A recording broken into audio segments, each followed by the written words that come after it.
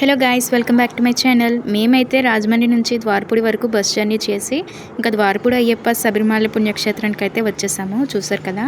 And so మేమైతే ఇంకా కాలు కడుక్కొని అండ్ అలాగే లోపలికి అయితే వెళ్ళిపోయాం అన్నమాట. సో మేమైతే గుడికి వచ్చి చాలా డేస్ అవుద్ది. అండ్ మళ్ళీ ఇప్పుడు మా పెద్దమ్మ గారు మమ్మల్ని అయితే తీసుకొచ్చారనమాట. సో చూసారు కదా, గుడి అయితే చాలా పీస్ఫుల్గా ఉందన్నమాట. ఆఫ్టర్నూన్ వల్ల భక్తులు అయితే చాలా తక్కువ మంది కూడా ఉన్నారు.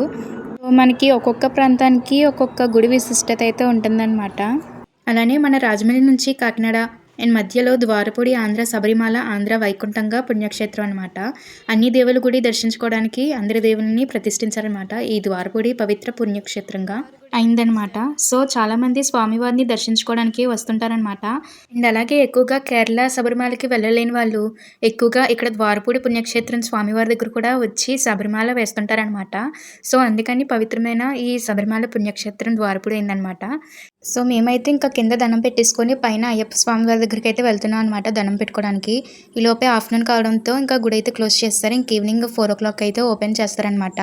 సో ఇంక మేమైతే బయట నుంచి అయితే స్వామివారిని దండం పెట్టేసుకుని అండ్ అలాగే గజస్తంభం దగ్గర కూడా వెళ్ళి దండం పెట్టేసుకుని అండ్ మిగతా గుళ్ళు కూడా వెళ్దాం అనేసి ఇంకా మేము ఇక్కడ దండం పెట్టేసుకుని వెళ్తున్నాం అనమాట. సో చూసారు కదా.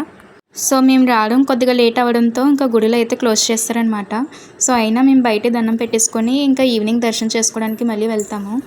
అండ్ అలాగే ఇంకా నంది దగ్గర కూడా వెళ్ళి ఇంకా ఫొటోస్ అవి తీసుకున్న తర్వాత ఇంకా అన్నదానం పెడుతున్నారంటే ఇంకా అక్కడికి వెళ్ళే దారిలో అయితే ఇక్కడ రాళ్ళు నుంచోబెడుతున్నారనమాట. అంటే ఇల్లు కడతారని సూచకం కదా.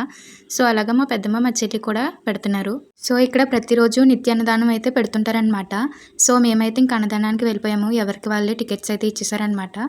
సో మేమైతే తీసుకుని ఇంకా లైన్లో అయితే వెళ్తున్నాము. సో చూసారు కదా మా టికెట్స్. అండ్ అలాగే ఇంకా అన్నదానానికి వెళ్ళిపోయి ఇంకెవరి సీట్లో వాళ్ళు కూర్చునిపోయాం అనమాట. ఇంకా ప్రతిదీ ఒక్కొక్కటి వేస్తున్నారనమాట. పులిహార, పప్పు అండ్ అలాగే ఒక కర్రీ.